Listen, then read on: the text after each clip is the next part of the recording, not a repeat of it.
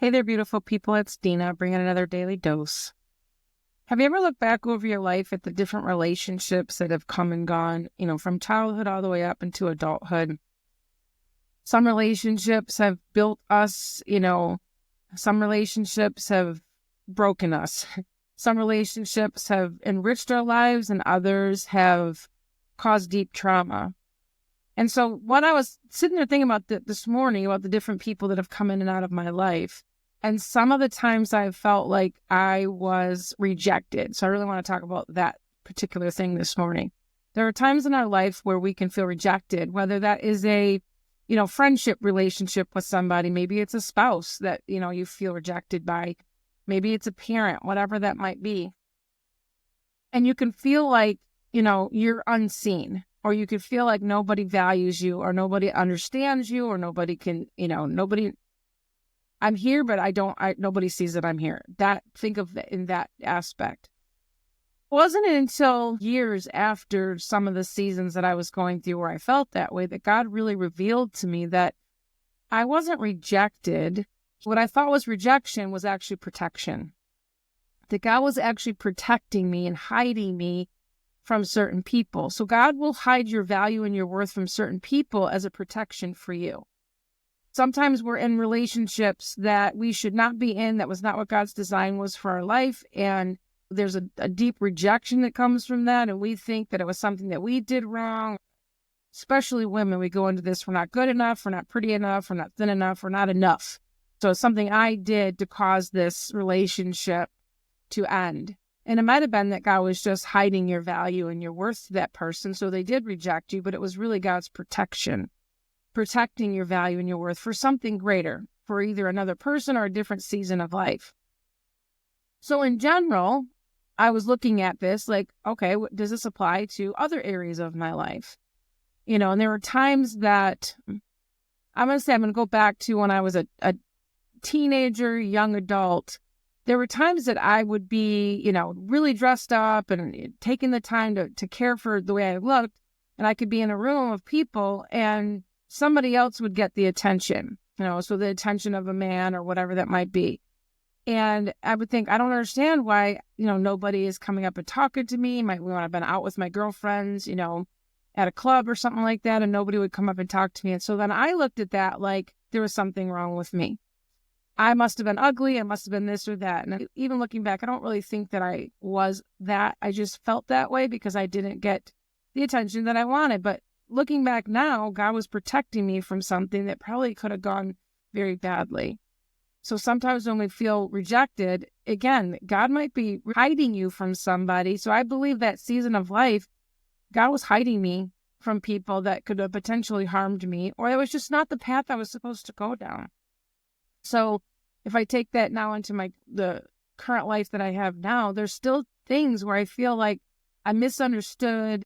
Somebody has a critical word, or maybe, again, I feel like I'm not being valued or appreciated.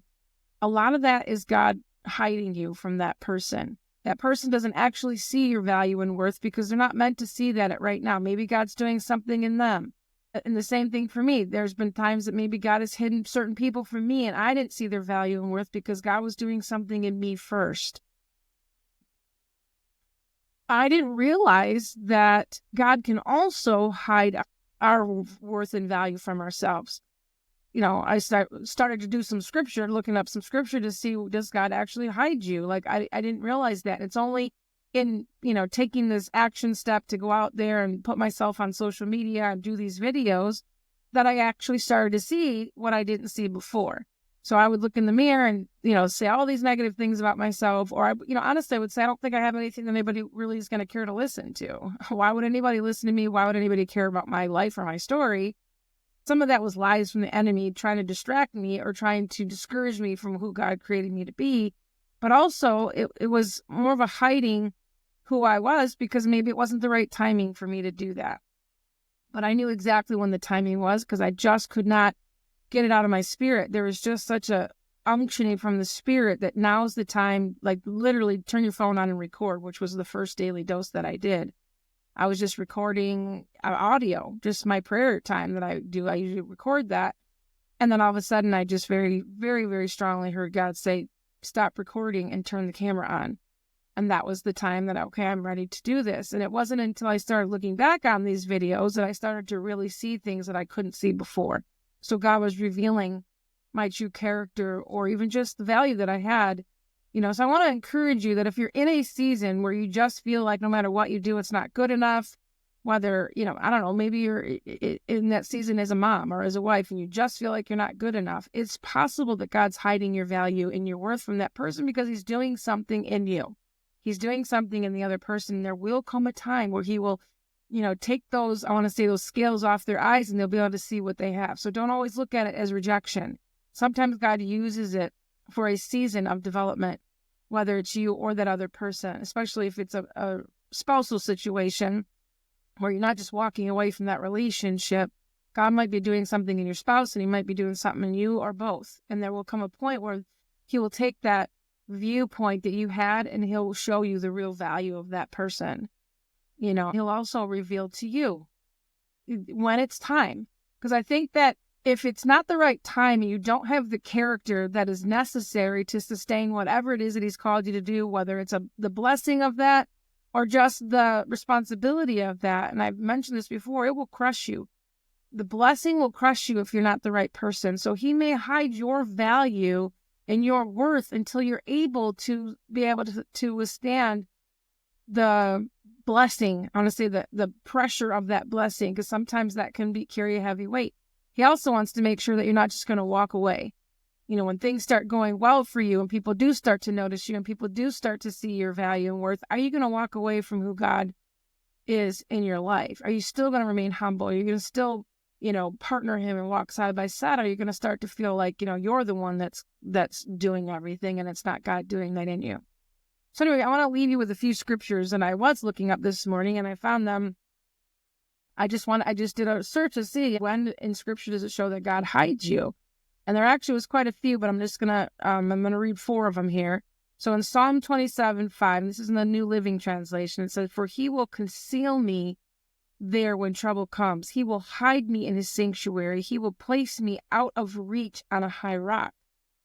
Man, it really hit my spirit. It's like, there were times that I felt like, why is nobody seeing me? Or why is everybody, rejecting me? And he was probably protecting me and hiding me out of danger so that I didn't get involved in whatever those other people were getting involved in. Or maybe, I don't know. I don't know what the timing was, but I feel great comfort in knowing that instead of looking at it, using the enemy's tactics of rejection, God was using this to hide me. Psalm 31:20, also New Living Translation, says, you hide them in the shelter of your presence, safe from those who conspire against them. You shelter them in your presence, far from accusing tongues. There was a season in my life, especially when I was running my youth outreach, that there were some people that I thought were my closest friends, closest people to me, that behind my back betrayed me. Behind my back were talking things about me that devastated me, and it took me years to get over.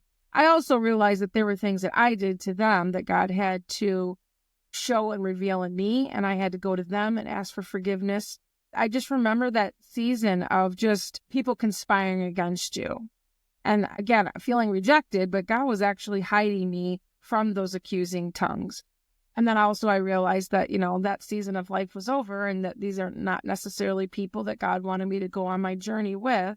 And I can love them and I can forgive them and ask for forgiveness from them. And that's okay. And that season is over. But there was a time where he was hiding me from that. And I can take great comfort in that now. Psalm 119, verse 114. You are my hiding place and my shield. I hope in your word. Psalm 119, 114 in the Passion Translation says, you're my hiding place of quiet retreat, and your wraparound presence becomes my shield as I wrap myself in your word. But God will wrap his arms around you and protect you. He's not punishing you.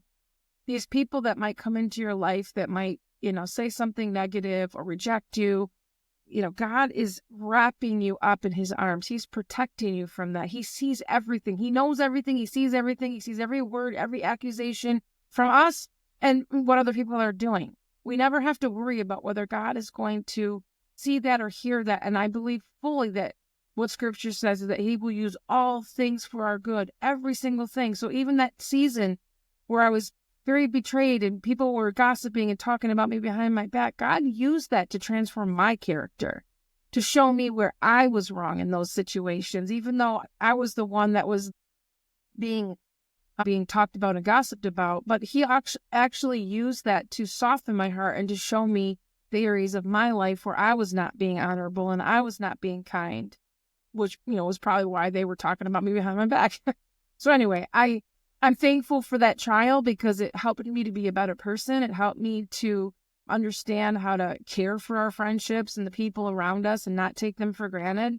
So I'm thankful for that. I don't want to ever go back to that season, but I'm just so thankful that God showed me the areas of my wicked heart that needed to be healed. And for those that I needed to make amends to, I have. Those that I haven't, I pray that God will bring that, if it's necessary, to bring that opportunity forward.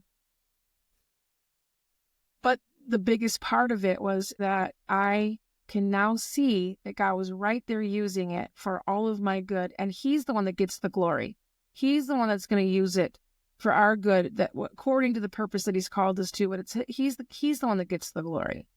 So, I'm just grateful for every trial in my life because it has brought me to where I'm at today. It's brought me to the person I am, to be able to even share this with you and be vulnerable with you for the times in my life where I was not being very honorable.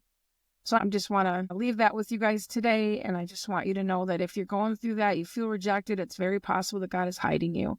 He might be hiding you from yourself until you're ready to be able to really see the value that God has placed in you, because he's going to use that for good.